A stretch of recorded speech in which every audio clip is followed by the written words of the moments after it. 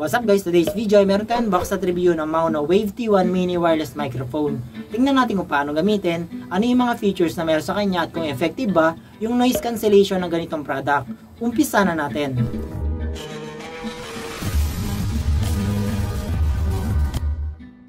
Itong variant na ako guys ay USB Type-C na version. Compatible to sa mga Android phones, latest na iOS at mga PC na may Type-C na port.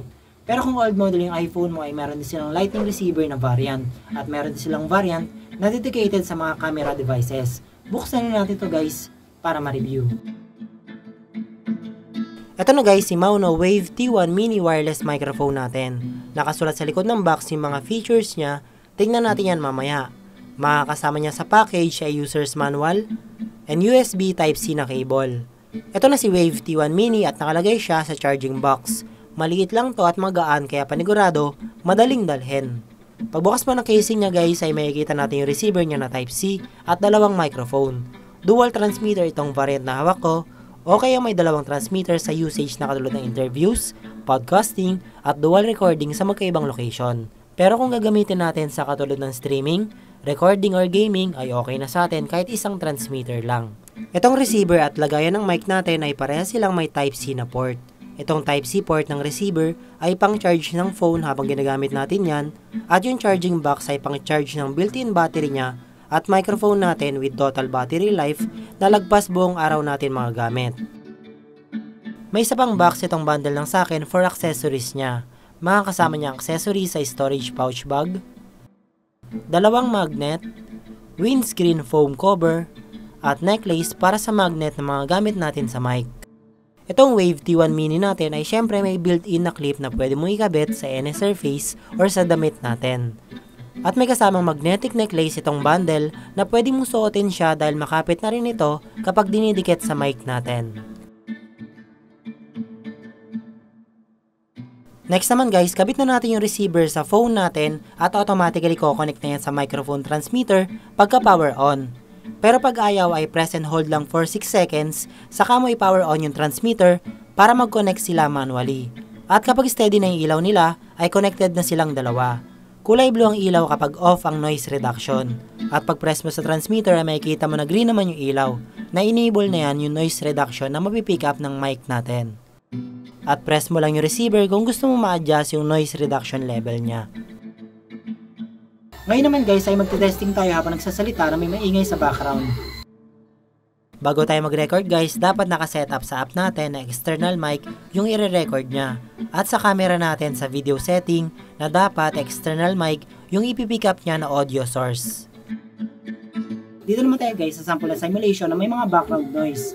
Mic test, mic test, mic test, mic test, mic test. Ito guys yung sample recording na may level 1 na noise reduction. Mic test, hello.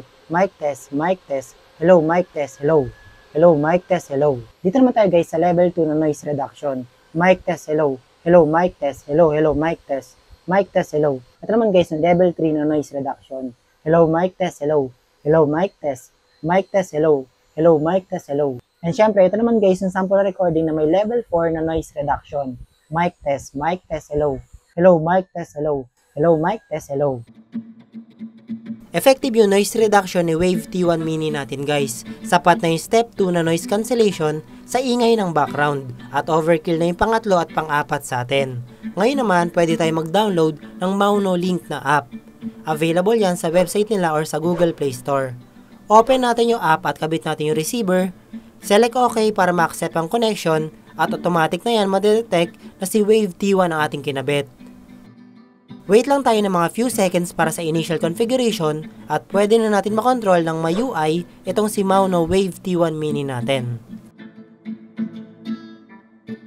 May mga functions sa Maono Link na app katulad ng microphone gain para ma-adjust yung sensitivity strength na mapipick up ng mic natin. At mas madali ma-adjust yung noise reduction level ng mic dahil makikita yung options sa kanya.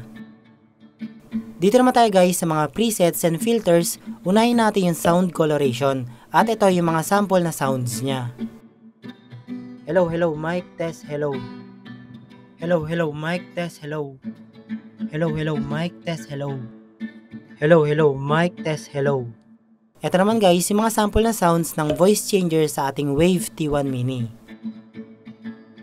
Hello, hello, mic test, hello. Hello, hello, mic test, hello. Hello, hello, mic test, hello. Conclusion natin guys, ito na para sa akin yung pinakamagandang combination ng compact at quality na microphone na nakawakan ko dahil sobrang clear na nakaka-capture niya ng mga sounds. At lalo na, meron siyang 4-step AI noise reduction na feature. Matagal na rin siya malobat guys, lalo pag may charging box na kasama at meron siyang companion app na makonfigure may mga controls katulad ng decibel gain adjustment, may mga presets and filters din as well as Voice changer pa. And syempre kung interested din kayo kay Maono Wave T1 Mini ay available yan sa Shopee, Lazada, TikTok. Merong link sa description, may official store sila doon. And salamat kayo sa panonood. Huwag kalimutan na mag-subscribe, like and follow para mapanood nyo agad susunod na unboxing ng mga microphones.